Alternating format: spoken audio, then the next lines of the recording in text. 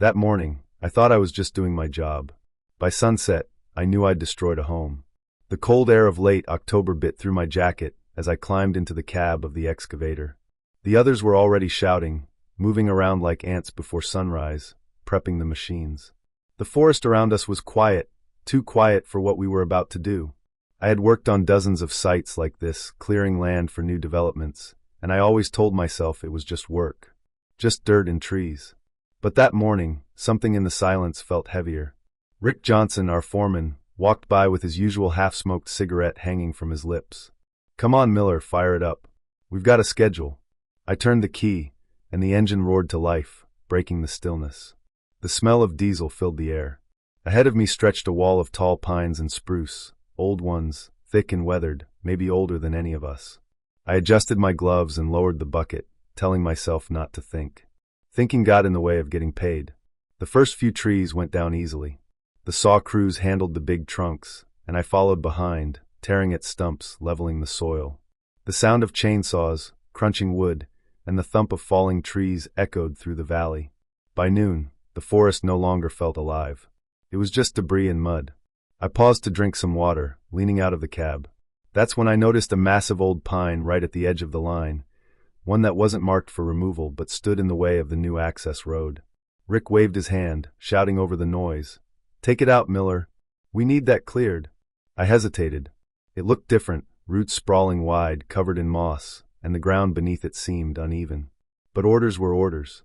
I swung the arm forward, the bucket digging deep into the soil near the base. The machine shuddered as the roots tore loose. That's when I saw it. A blur of brown and gray burst out from under the pine. At first, I thought it was a dog, but then I caught the shape, the short tail, tufted ears, and the way it moved. A lynx. She sprinted out from the dirt, wild and fast, disappearing into the underbrush. My hands froze on the controls. The sound that followed wasn't just wind or leaves. It was a cry, sharp, small, and terrified. I looked down and saw a dark hole under the tree roots I had just ripped open. Something moved inside, but I couldn't make it out. Then Rick's voice cracked through my headset. "Don't stop. We're on the clock, Miller. Keep going." I wanted to argue, to say something, but my throat closed up. I told myself it was probably empty now. The mother had escaped. It was fine. Just keep working. The rest of the day passed in a blur. Machines roared, the sky turned gray, and the rain started to fall in a cold drizzle. Mud stuck to everything. By the time the sun dipped behind the ridge, the stretch of land that had been forest in the morning was now a wasteland of stumps and puddles. When the crew packed up and drove off, I stayed behind a few minutes. The hum of engines faded, leaving only the sound of the wind and dripping rain. I climbed down from the cab and walked to where the pine had stood. The soil was torn open, roots exposed like broken bones. I crouched, brushing aside the wet leaves. Beneath them was a small hollow, now filled with mud. A few strands of coarse fur clung to the dirt, half buried. My chest tightened. I told myself again it was just nature. Things lived, things died. But that cry, it wouldn't leave my head. I straightened up, ready to walk away, when something made me stop. Out beyond the machines, where the treeline began again, the shadows seemed deeper than before. I squinted through the rain. For a second, I thought I saw movement, a shape, still and low to the ground. Two faint glints of light caught the last rays of the sunset. Eyes. Watching me. I blinked, and they were gone.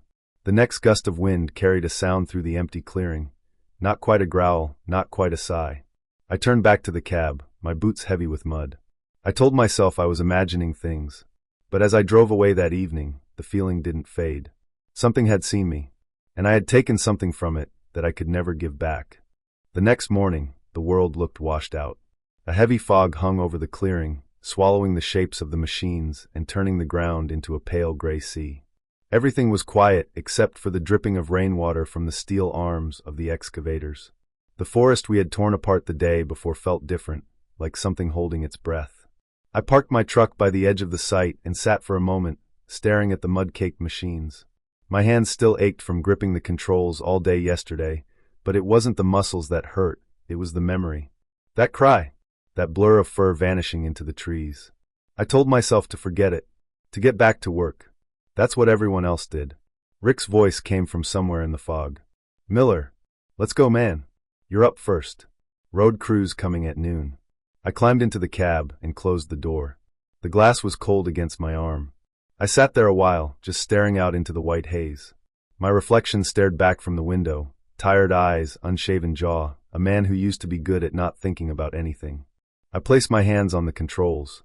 The key was in the ignition. One turn and the whole site would wake up again. Engines shouting destruction. But something inside me hesitated. My fingers hovered, not moving. The silence pressed against the cab like a weight. Then I saw movement. At first, it was just a shadow drifting through the fog. I leaned forward, squinting through the glass. The shape grew clearer, low to the ground, steady, deliberate. My breath caught. She stepped out of the mist like a ghost from the night before. The lynx. Her fur was matted with mud, one side streaked dark as if scraped raw. She was thinner now, and her steps looked painful. But her eyes, those golden eyes, were fixed on me. There was no fear in them, only exhaustion. In her jaws, something small and limp dangled. I couldn't move. My heart pounded so loud it filled the cab. She limped closer, slow and silent, until she was only a few meters away. The fog curled around her like smoke. Then she stopped, lowered her head, and set the tiny body on the ground beside the machine's track. A cub, alive, barely moving.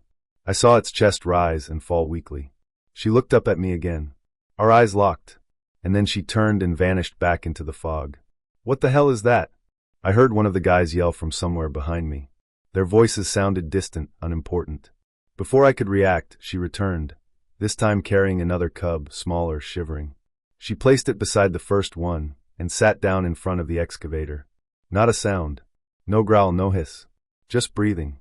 The kind of silence that says more than words ever could.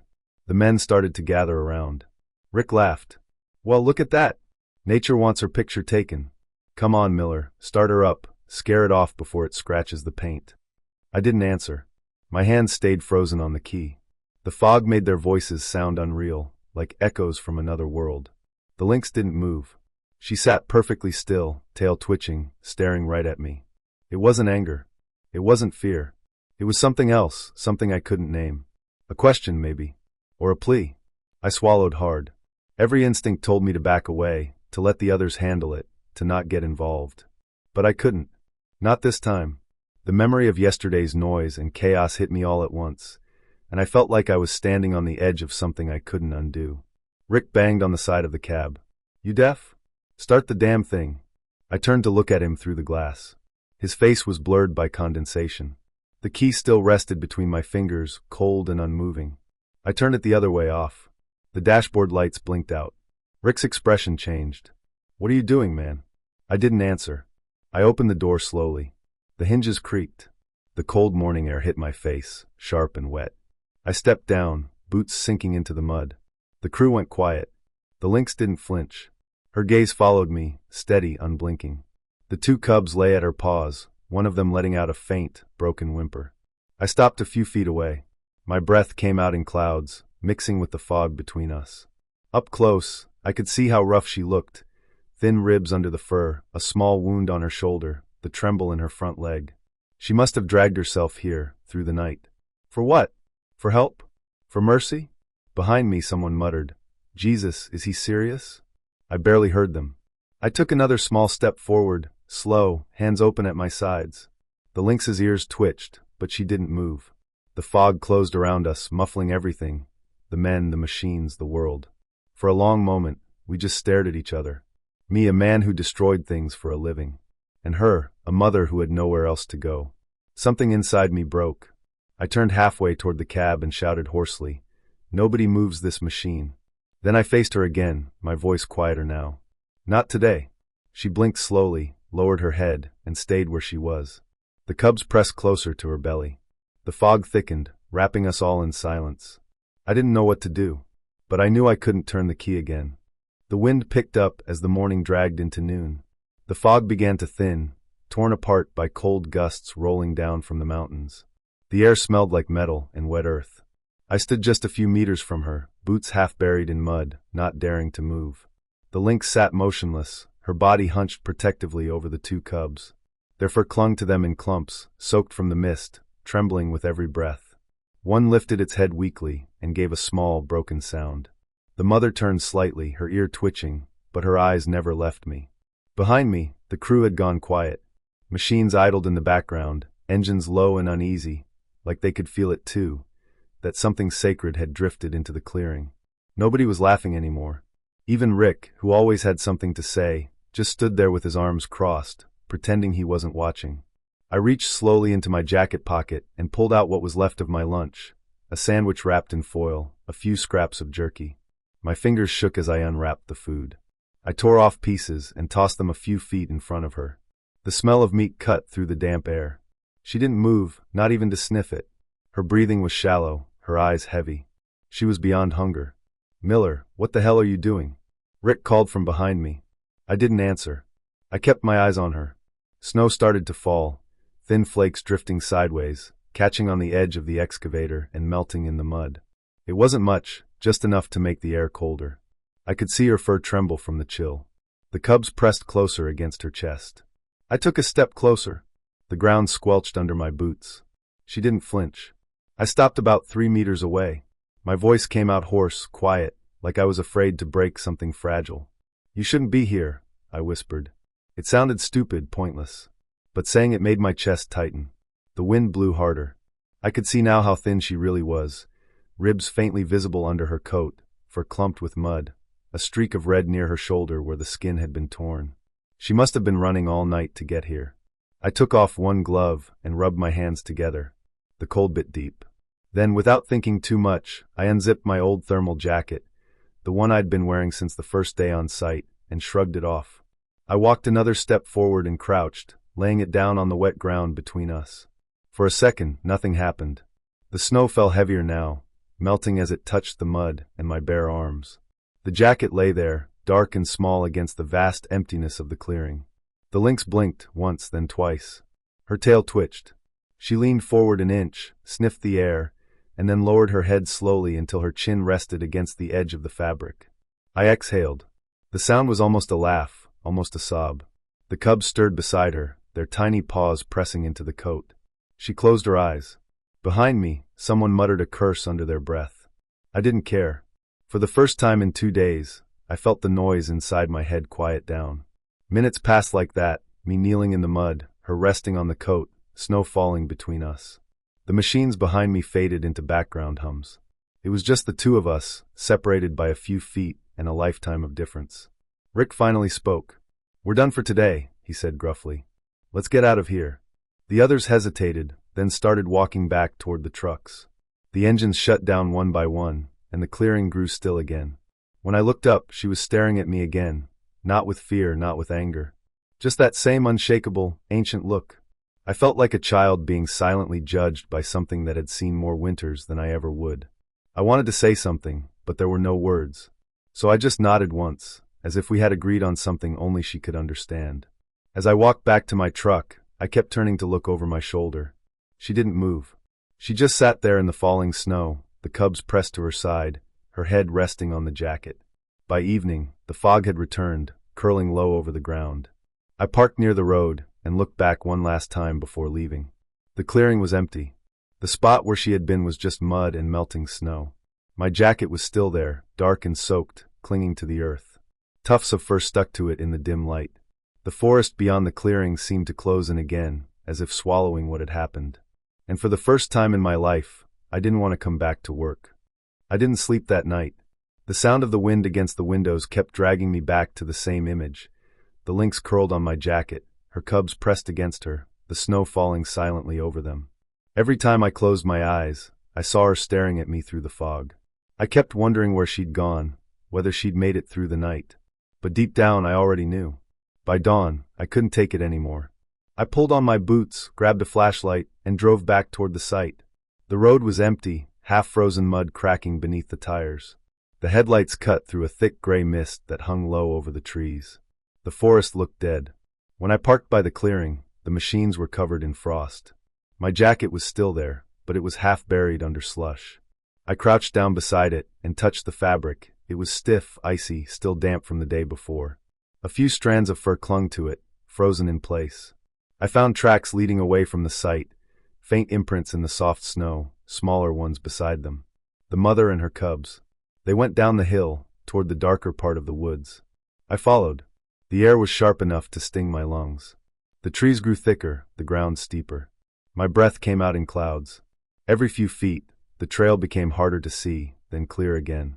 She'd been carrying something, one of the cubs, maybe both. The print staggered, uneven. Finally, the trees opened into a small hollow where the snow had gathered deeper. There, under a fallen branch, I saw my jacket again. She had dragged it all the way here. The sight stopped me cold. The lynx lay beside it, her body curled protectively around the two cubs. The coat was pulled partly over them, as if she'd tried to cover them one last time. Her fur was dusted white with frost. Her sides didn't move. For a long time, I couldn't step closer. My throat felt dry. There was no sound, no birds, no wind, just that stillness that comes when the world forgets to breathe. Finally, I knelt beside her. The cubs were alive, barely. Their tiny chests moved in uneven rhythms, one weaker than the other. I reached out and brushed the mother's fur. It was cold, stiff near her back, but soft near her neck. There was no blood, no sign of injury. She'd simply run out of strength. I swallowed hard. "You tried," I whispered. "You really tried." The words came out as steam in the freezing air. I slid the cubs gently from under her paw. They didn't resist, too weak to move. I wrapped them both inside the jacket and held them close to my chest. They were light, lighter than I expected. I could feel one's heartbeat, faint and fast. The drive home felt endless. My hands were numb, gripping the steering wheel, but I could feel the warmth against my chest, fragile and fleeting. I kept glancing down, terrified they'd stop moving. At home, I grabbed a cardboard box from the garage, lined it with towels, and set it near the heater. I remembered something about animals and milk from a show I'd seen years ago. I poured warm milk into a small bowl, dipped a cloth into it, and held it to their mouths. The stronger one licked weakly, the smaller didn't respond at first. "Come on," I murmured. "You can do it." Hours passed. I sat beside them, half asleep, half awake, watching the rise and fall of their tiny chests. The heater hummed softly, filling the room with dry warmth. I turned on an old lamp and stared at their faces, eyes still closed, fur damp and matted. I didn't know what I was doing. I just knew I couldn't stop. By evening, the bigger cub had started to move more, crawling weakly toward the edge of the box. The smaller one lay still, only twitching now and then. I kept changing the towels, rubbing their paws gently to keep them warm. The rhythm of their breathing became the only thing in the room that mattered. Outside, the snow began again, tapping lightly against the windows. I sat on the floor, back against the wall, exhaustion washing over me. Somewhere between waking and sleep, I thought I heard the forest again, the crack of branches, the echo of that cry from 2 days ago. When dawn came, the light was soft and pale. I leaned forward, checking the box. The stronger cub was curled near the heater, sleeping soundly. The smaller one was still lying where I'd left it. I thought it was gone. Then it moved. Slowly, it lifted its head, blinking for the first time. Its eyes opened, pale gold, cloudy but alive. It stared straight at me, silent, unblinking. That same look. The same eyes I'd seen through the fog. I didn't realize I was crying until one of the tears hit my hand. I wiped my face, but the warmth in my chest didn't fade. That moment felt like a promise, one I didn't deserve, but one I was being given anyway. The long night was over. Weeks passed, and the winter deepened. The forest outside my window turned white, heavy with snow, and the world seemed to move slower. Inside, the two cubs had grown stronger. They no longer fit in the box by the heater. They followed me around the room now, their paws tapping softly on the wooden floor, their eyes brighter every day. I had named them for my own sake, just something to call them by when I spoke to them. The bigger one was Scout, the smaller one Willow. They didn't belong to me, not really. I knew that, but in those weeks, they filled the silence in a way nothing else could. I fed them milk mixed with softened meat, kept them near the warmth, and learned to move slowly so they wouldn't startle. Sometimes, when I sat down with my coffee, they'd curl up near my boots, their bodies pressed together, breathing softly. At night, I left a small lamp on for them. The house didn't feel empty anymore. But the longer they stayed, the harder it became to forget what had brought them here. Every time they looked at me, I saw her, the mother who had carried them through the cold just to give them a chance. One morning, Rick called. "You coming back or what? We're moving to the next site next week." His tone was flat, like nothing had happened, like we hadn't buried a forest. I told him I needed time. He laughed. "Time for what? You gonna adopt a zoo?" I didn't answer. That same day, I drove out toward the old site. The machines were gone. The land was empty now, just frozen dirt, pale stumps, and a few torn roots poking through the snow. It looked smaller than I remembered. Dead places always do. When I got back home, the cubs were playing near the window, wrestling clumsily, biting at each other's tails. They were healthy, restless. They didn't belong behind walls anymore. It hit me suddenly and hard. They were ready. I spent that evening packing up a few things: 2 small blankets, a thermos of milk, and some raw meat. I waited until the next morning, when the fog was low again, like it had been the day she came to me. The drive to the far side of the ridge took an hour. It was a stretch of untouched forest, dense, quiet, still holding its wildness. The road ended at a trail that twisted down toward a frozen creek. I parked there and carried the cubs in an old crate, their eyes wide and alert, noses twitching at the scent of pine and cold air. When we reached the clearing, I set the crate down and opened it. For a moment, neither of them moved. Then Scout climbed out first, sniffing the ground, tail flicking. Willow followed, cautious, pressing close to her brother. They took a few steps into the snow, then stopped, turning to look back at me. I crouched down. "It's okay," I said quietly. My voice cracked. "You're home now." The forest was silent except for the faint creak of branches overhead. They stood there for a while, watching me, and then Scout moved first, a slow, deliberate step toward the trees. Willow followed. Their tracks trailed side by side into the mist until they disappeared. I stood there for a long time after they were gone. The crate sat empty at my feet, the sound of the wind the only thing left. My hands ached from the cold, but I didn't move. Part of me wanted to call them back just once more, to hear that small rustle in the snow, but I didn't. They didn't need me anymore. And that was the point. Before I left, I walked to the place where the creek bent and the ground opened into a small rise. The earth there was soft enough to dig. From the truck, I brought out a young pine sapling I'd taken from a nursery. I planted it right there in the snow, pressing the soil tight around its base. It stood small and fragile against the gray sky, but it was something alive in a place that had lost too much. As I brushed the dirt from my gloves, I looked around at the trees, at the life that still clung to this place, despite everything we'd done. A crow landed on a nearby branch, silent and still. The air smelled clean. When I finally turned back toward the truck, the wind picked up again, carrying flakes of snow that caught the light. For a moment, I thought I saw movement at the edge of the woods, 2 small shapes, faint and fleeting. Maybe it was just the wind. Maybe not. I smiled anyway.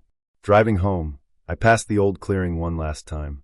The machines were gone, but the scars remained, deep tracks in the mud, stumps cut too low. I stopped the truck and got out, walking to the center of the field. The sky was pale blue now, clouds parting just enough to let the sun through. I could almost hear the forest breathing again.